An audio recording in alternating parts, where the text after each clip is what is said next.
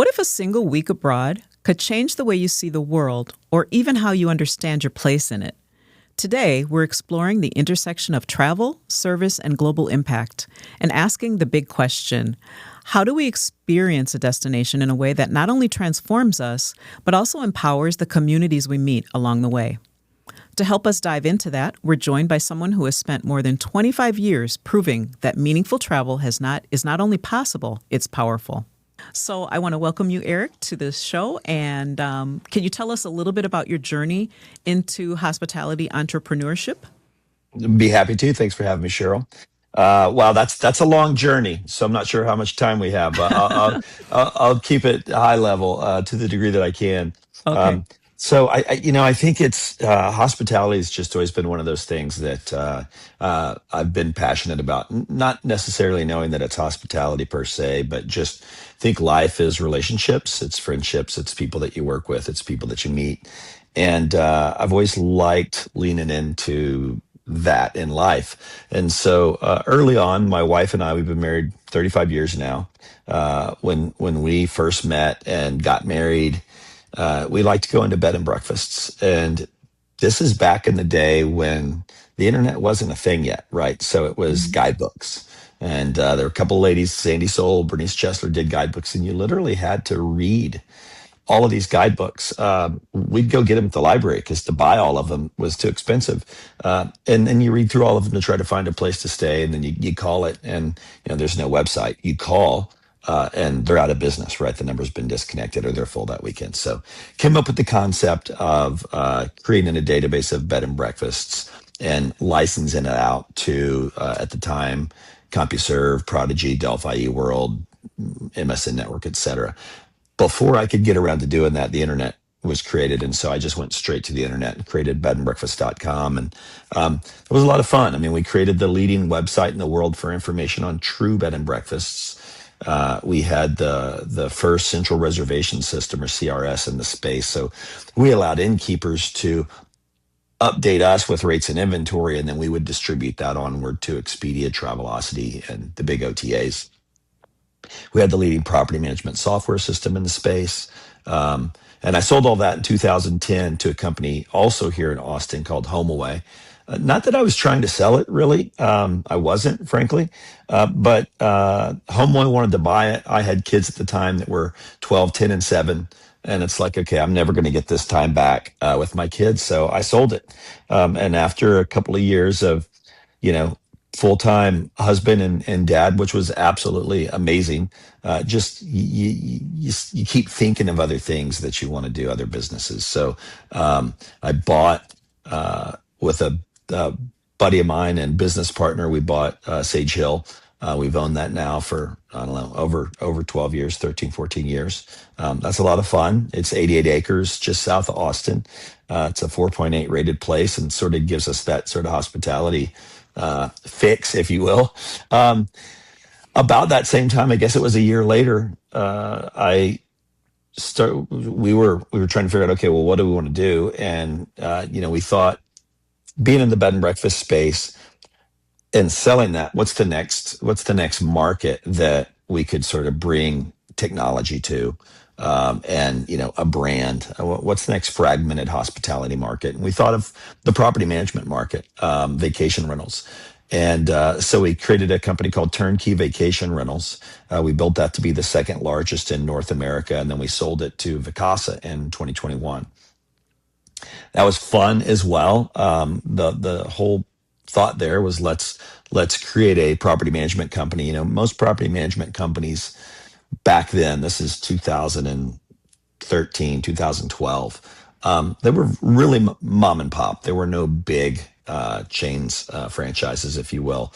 And it was, somebody that happened to live in Vail, Colorado, and their neighbor had a place, and they're like, hey, can you rent my place out? Next thing you know, they've got 2, and then 5, and then 25. And they're a property manager, but they've got no, real experience, and they're using, notebooks and writing things down, not software. So we created Turnkey. That was a lot of fun. We built it up, and sold it in 2021, and that also just sort of solved personal need for me, which is to I like creating businesses, but I like bringing people together. Anything that can bring friends and family together to create memories. I think that's something that I can get passionate about. Ironically, not directly hospitality, if you will, but again in 2013, I created another company and still own it, and it's doing well. It's called funair.com.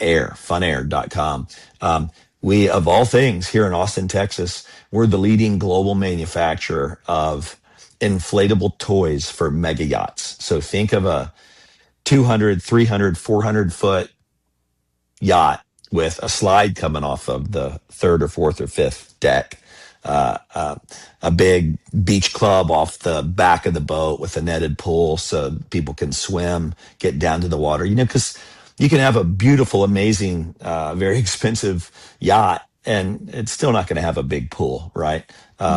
So we've created this floating, sort of beach club that goes off the back of the boat, and you can park the e-foils there and the sea bobs and the jet skis, and everybody can hang out down there. But again, the reason I got into that business was because it was something that would get people off their screens and bring people together to create memories, right? Mhm.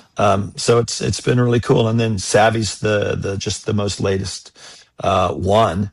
And we just launched savvy.com back in February.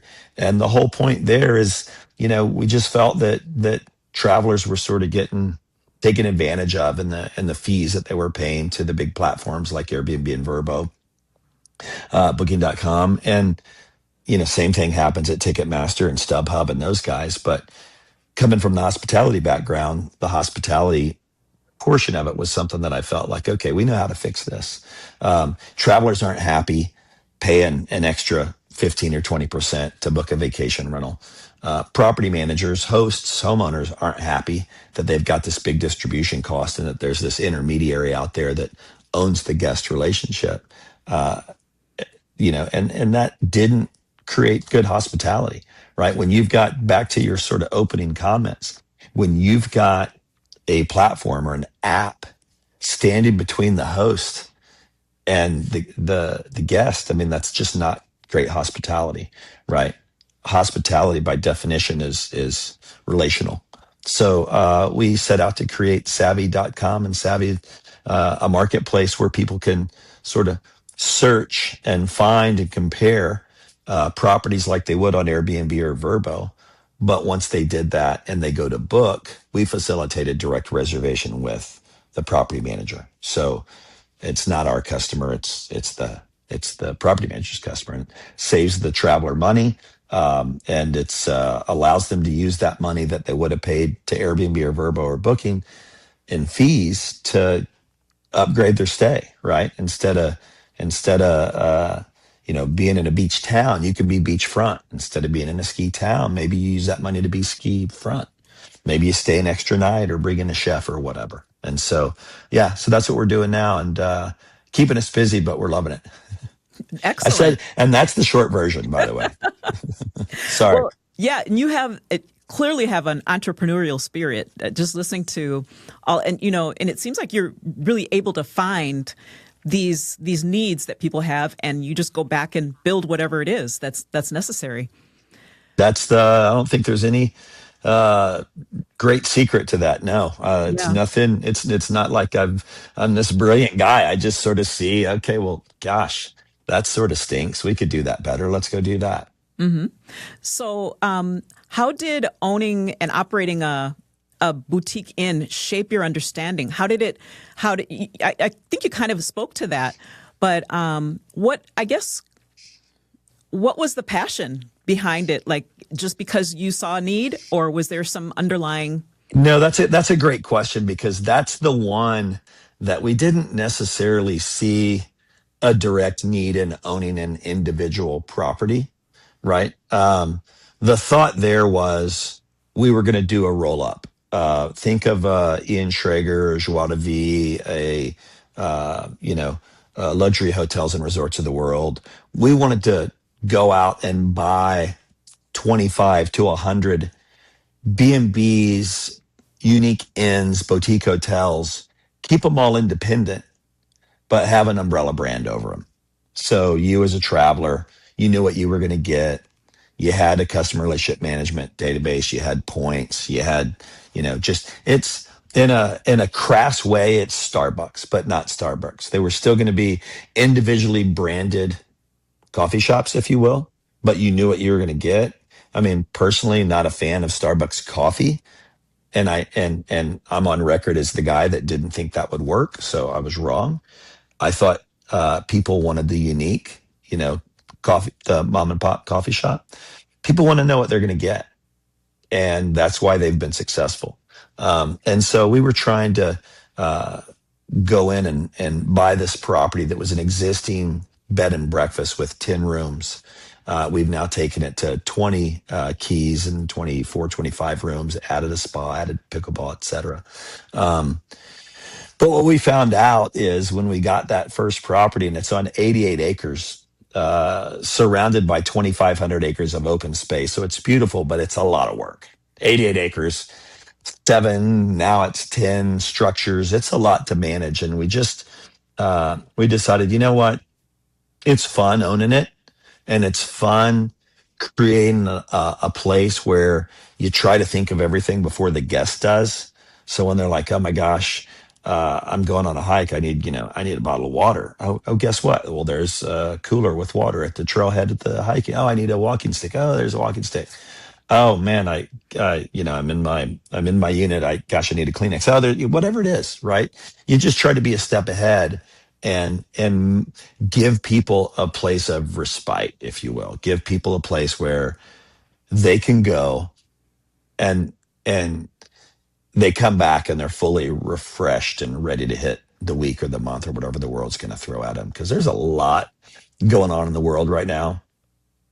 We like our place to be a place that's just sort of that safe retreat where you can just, there's not a ton to do. Like I said, we've got 4 pickleball courts, we've got a 4-room spa, we've got several miles of hiking trails. But other than that, you don't get there and feel like, oh my gosh, I got to go to this cooking class, I got to do this, I got to do all these things. No, go sit in a hammock, go sit by the pool, go get a massage, just chill and let us take care of you and leave, refreshed. That's the goal, and that's the hospitality piece. So we decided not to do the roll up because we launched Turnkey and I launched Fun Air.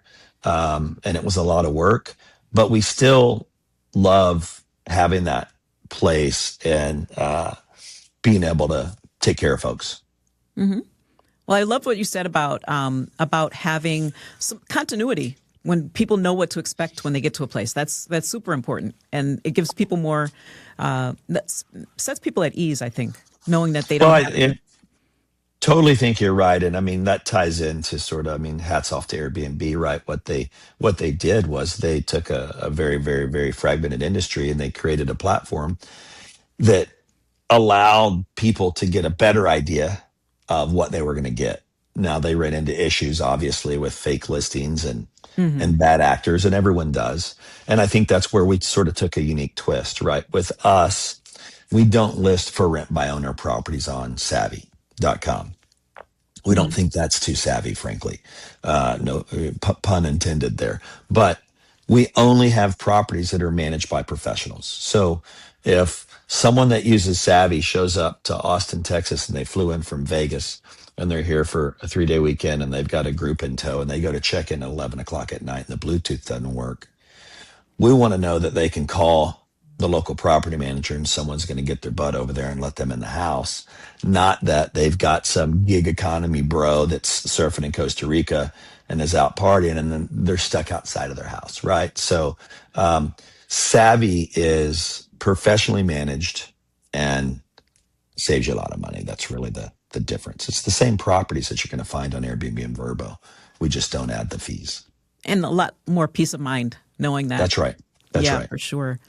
So, thinking about the evolution of travel stays, I should probably start to ask. Well, I think you kind of. I think you. I already know what you're going to say. Have how traveler expectations have kind of shaped have changed over the years, and just the rise in vacation rentals. I'm guessing that, like you said, you you're a step ahead of the customer and know hopefully, and you're knowing what it is that they want. Let me do this. Let me ask Uh, this: Why do travelers want direct relationships with hosts? yeah, great question. I mean, there's just I think a professional host that lives in a market is going to understand their market better than an app can. Right? We've all heard the buzz about AI, and AI is coming, and it's strong, and it can look at everything and give recommendations, and I think it'll continue to improve. But AI is not going to know that I'm traveling with my family and we love, foiling on the lake. And this property manager's got this amazing house right on the lake that's not live on the site yet, but it's going to be before my trip, right? So if I'm talking with the host can get a better understanding of what my needs are, and they can recommend the best solution that I'm most likely to have the best time in. And then, you also get all the other things that technology can try to step in, right? Chef, well, what type of chef? Well, what type of cooking do they do? What type of meals do we want? You know, this Hmm. one's stuffier, this one's more laid back. I mean, just all the nuance. And I think we're getting to a point where apps and websites can probably handle uh, more and more of the transaction, but I think you lose the nuance and you lose the hospitality. Yeah, because you definitely, that's the thing about it's in the name itself, hospitality. People want a relationship. They don't want just transactional interactions with people. Yeah, if you're staying in a hotel, transactional's great. I'm booking a hotel room. Hmm. My reason for traveling is probably different. My need is different. If Yes. I'm staying in a vacation rental, I'm traveling with a group. It's either a group of friends, buddies, it's a family, it's an extended family, it's a golf trip or a ski trip or a family reunion or a bachelor party or bachelor, whatever. But I've got an order of magnitude more unique needs in that situation than I do with a uh, commodified product like an airline seat or you think airline seats, right? Basic, economy, economy plus, business, first class. You think hotel rooms, basic, economy, deluxe, and premier, et cetera, et cetera. I mean, they all have their classes. And I think you find that vacation rentals don't fit in those boxes. So apps and sites are helpful because what do customers want? Number one, they want really good photos. Secondly, they want ratings and reviews, Hmm. right? So I can't really put it in a box of the category, but I can see what other people thought of it. But then you also, with everything going on with reviews, right? And Airbnb and Vrbo, basically, well, if you don't have a 4.8, we're not going to show you in the algorithm. Then it creates this sort of bogus review loop where the host or the homeowner is like, hey, please give us a 5.0. Anything less than a 5.0 means we just killed your unborn pet, or whatever it is, right? So give us a 5.0, and if there's something wrong, please contact us directly. Don't, and it's just not as genuine, unfortunately, but it's the best there is for now. Um, and then they want to know that the host is legit. I mean, there's been yeah, it's been a year or two now, but Airbnb just like took 80,000 listings off their site that were fake, right? Hmm. Fake listings. So people want to know that the host has been vetted and they're real. Hmm. And so all those things create a need for a site like Airbnb or Vrbo. And until someone comes along like we're doing at Savvy and gives travelers somewhere else to go, because travelers aren't going to go to Austin, Texas and look at 20 different websites for each different property management company and redo their search July 1st through the 5th, 12 people on the lake, or the blah, blah, blah, blah, blah, blah, blah. They're not going to do that 20 times. They're going to go to one site. Hmm. So it's on us as an industry to give travelers something other than Airbnb and Vrbo that has vetted hosts, that Yes. has ratings and reviews, and allows you to book direct and save, hundreds. I mean, Since we launched Savvy, uh, 1st of February, so almost, I guess a year. It's been a year. We're saving travelers 16% on average per reservation, $400. That's a Hmm. lot of money. It I mean, is. you see companies running national ads, car insurance, save $350, save $700. And that's an annual purchase.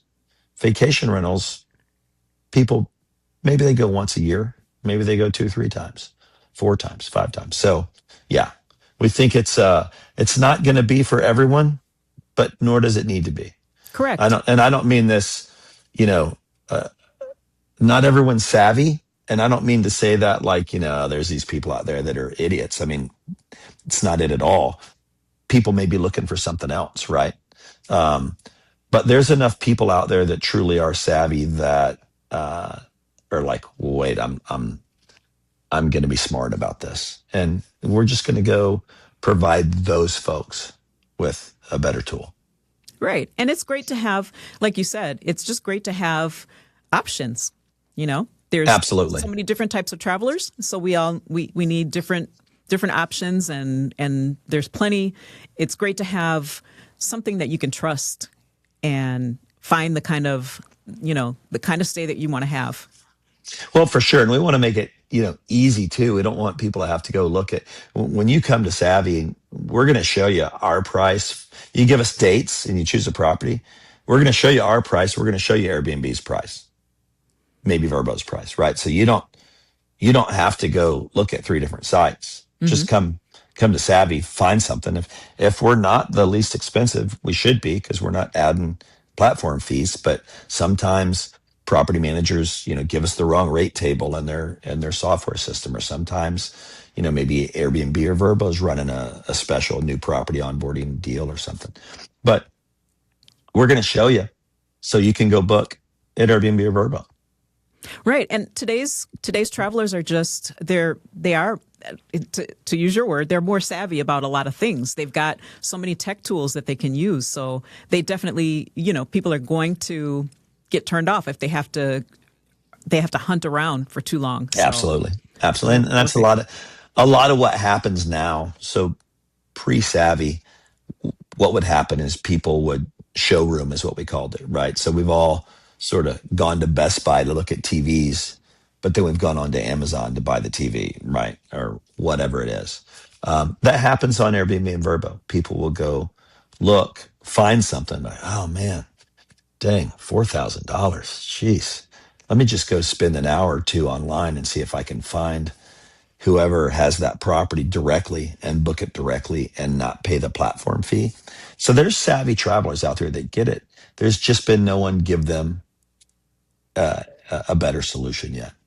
You're right. Okay. If you're loving these behind the scenes conversations about how travel really works, make sure you're subscribed to Cheryl's Travel Blueprint.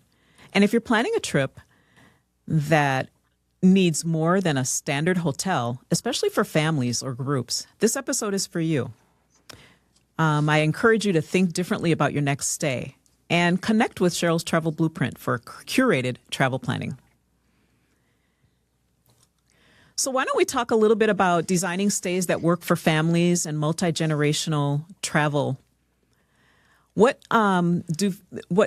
Dealing with what families actually need versus what's often marketed to them. That seems to be sometimes maybe an issue for families. Maybe you could speak to that. It's a great one. I mean, I feel that when we talked about a little bit earlier about how when you get into vacation rentals, it's really trying to accommodate a wide audience versus typically a business traveler or a couple that's staying in a hotel. Um, I've certainly seen it really gets down to what amenities and features that the individual properties have, and a well-built site will allow you to filter and search based on those criterias, right? Whether it's, an elevator, and some homes have elevators instead of stairs, right? Handrails, ADA compliant. Um, we have a vacation rental too, and making sure that you have a pack and play, and the high chair and the sippy cups and all the stuff. I mean, that's stuff that certainly the traveler could bring, but to the degree that you provide those things, it just takes the weight off of your guest, which is ideal, right? But I mean, I know it's more stuff you have to clean, right? When someone uses the pack and play, it's got to be thoroughly cleaned afterwards. And you've heard as much as I have about how people are sick of the cleaning fees, right? Well, guess what? I mean, that's just sort of the way it's got to be when you don't have 100 rooms under one roof and every room is the same, and they don't have kitchens, and they don't have 3 bathrooms, and they don't have living rooms and all that stuff. I mean, cleaning fees are different for every property based on the nuance of the property and how much stuff they have that needs to be cleaned. A little bit of a soapbox there, but getting back to your question, I think making sure on the soapbox that it's priced fairly. I think where people get upset is when they see a cleaning fee and it's just absolutely ridiculous for the size of the house, right? Back to your question, I think it's really, has the host considerately thought through the different things that could be needed, and have they also done a good job of conveying that on the website and or on their listing on savvy.com or Airbnb or Vrbo, whichever one they're using. For sure. And that kind of goes back to what you were saying before about knowing, just being, again, a step ahead of what the client wants, and just being dialed in. For sure. And I'd say it's And the same thing applies to pets, right? yes, If you indeed. allow pets, do you have pet bed? Do you have bowls? Do you have place for them to go to the bathroom? Do you have place for them to go outside and, not get away, et cetera, et cetera? Yes, indeed. And so maybe we could talk a little bit about, do you have any memorable guest moments that reinforced to you why this is important to you? And your experience is vast. So, Yeah, no, it's a great question. I mean, we don't typically really we're not in the process, right? As a book direct marketplace, the guest is working directly with the host, not with us, which is how they can save all that money and have better hospitality. So we unfortunately don't get insight to as many of the stories as you would think. But one does come to mind, and that one was just we had a lady that shared on social that she was planning a trip down to Port Aransas, which is on the coast here in Texas, for Memorial Day weekend. And she said that she saved $1,200 using our site.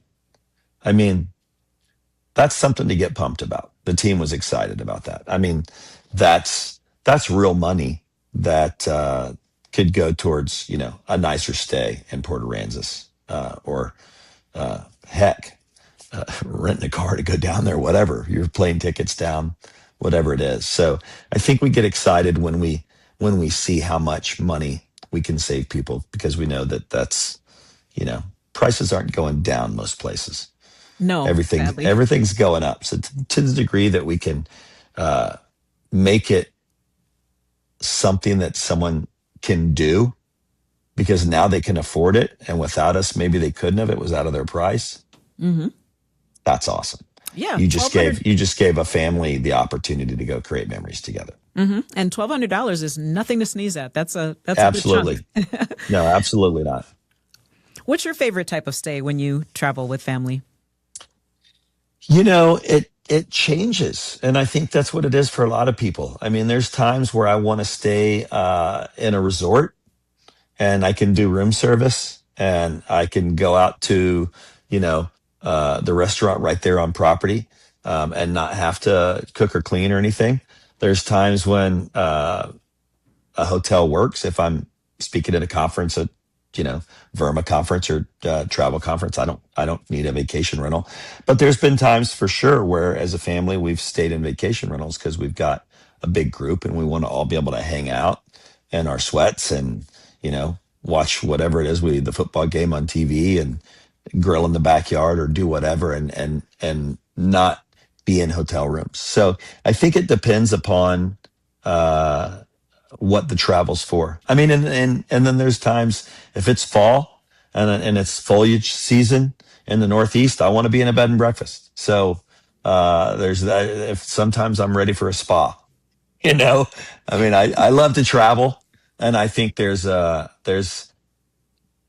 lot of great options out there, There are, and you just got to absolutely. find the one that fits the vibe. Hmm. Is there any particular hospitality trend that you're excited about right now? Well, I mean, it's the one that's driving our business, right? I mean, I think you're seeing, and the data supports it. More and more travelers are booking direct, and we're going to help facilitate that and make it easier for more and more and more travelers to book direct.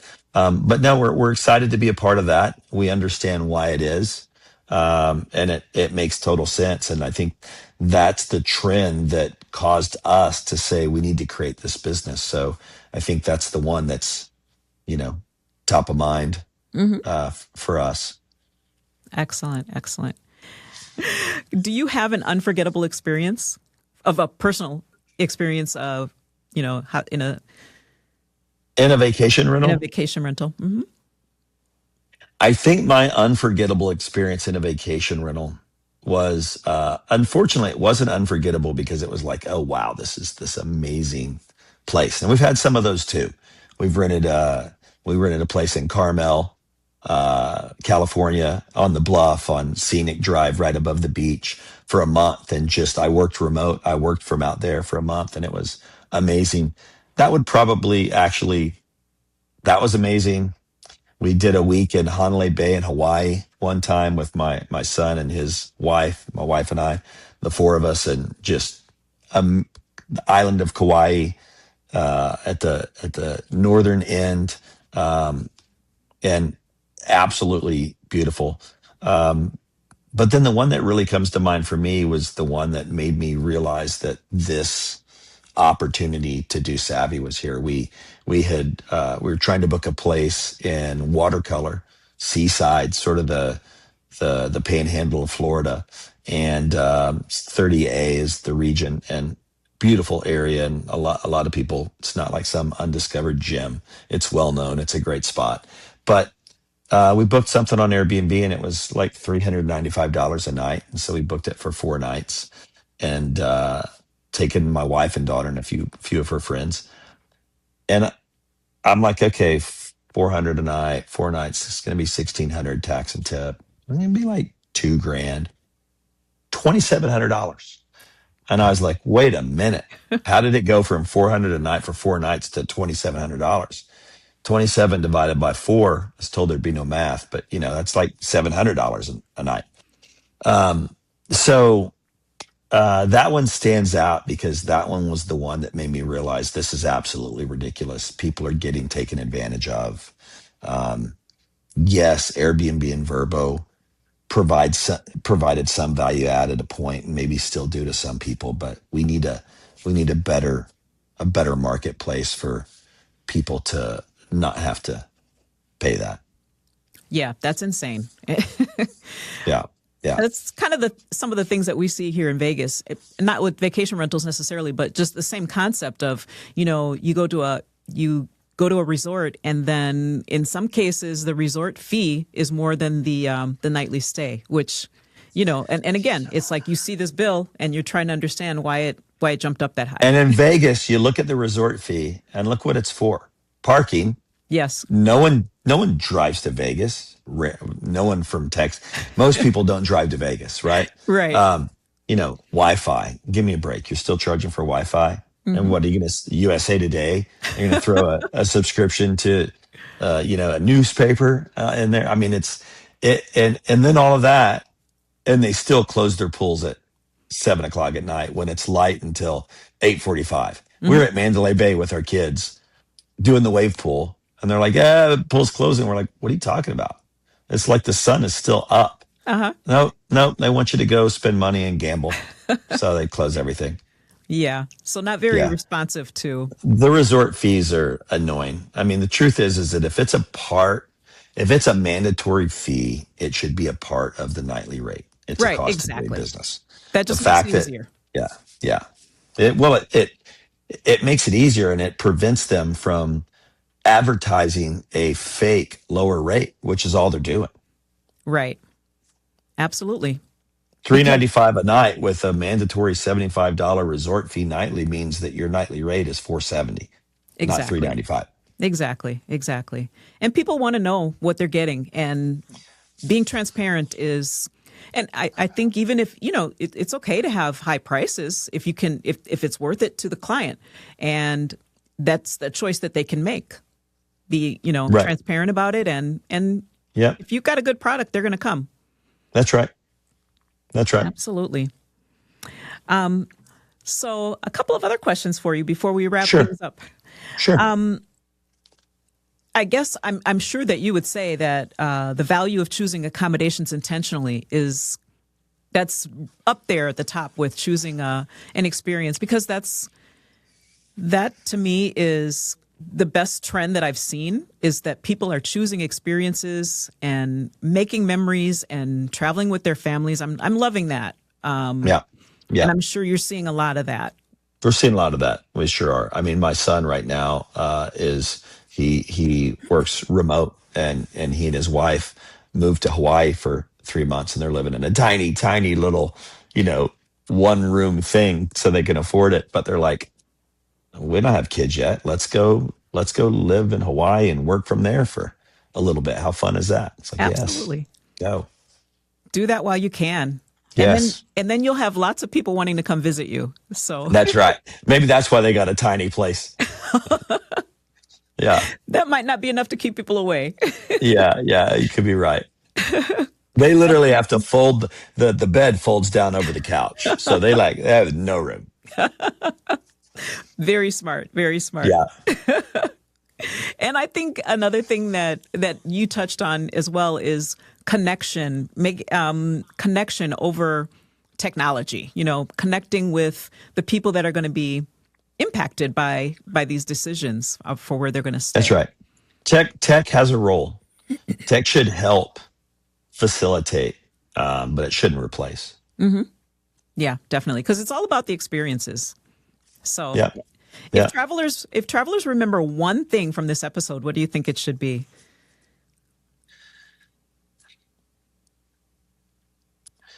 I would say hmm, it sounds self-serving, but I mean, maybe it's not with Savvy, but it is just if you book direct, whether you go find something on Airbnb and Vrbo, and then you go spend some time on Google or what, however you, or you go to savvy.com, however you do it. Typically, when you book direct, you're going to save money and you're going to have a higher level of hospitality because you've got that connection with your host. It's direct, and it's not. It's there's not an intermediary between you and them. And it's probably where I'd end. I mean, I would say many of us, and probably many of your listeners, have booked a hotel room through Expedia. You show up at the hotel, and you're like, hey, can I upgrade, or can I do this, or can I do that? Oh, sorry, you're not our customer. Expedia is. You got to go back to Expedia. You're like, I'm literally standing here at the check-in counter. Nope, nope. So that's a great example of booking through an intermediary versus booking direct. Yes, yes. I Words of think a lot wisdom. of us have been trained to go do a flight search on Google, maybe, and then go straight to American Airlines or Southwest or Delta or United and book it direct. Same with hotels, Hmm. and I think we're seeing that happen in vacation rentals. Hmm. Absolutely. So people can. There's a lot to be learned from that. Yeah, Absolutely. Okay. Well, I want to thank you for taking out some time to talk to us and letting us learn a little bit more about you and what it is that you do. And I love as I said earlier, I love your entrepreneurial spirit. well, I That's just appreciate it. amazing. I love that. It's just I don't know where it came from, but it's something fun about it. Well, and it keeps you busy and keeps you on It your does. toes. And then Yeah. Are you still like looking for things that like ways to make things better with people like in other areas? Just with Savvy right now. Uh-huh. There's a lot of work we're working on right now. So that's sort of keeping me full time busy. Mm-hmm. Well, keep up the good work. I appreciate it. Thanks for having me. Thank you so much. If this episode inspired you to rethink your next trip, share it with someone you travel with. And if you're planning a family or multi-generational getaway and want help finding the right experience, not just a booking, reach out to me at Nostalgic Travel. And I will put in the show notes all of Eric's information as well. Thank you so much.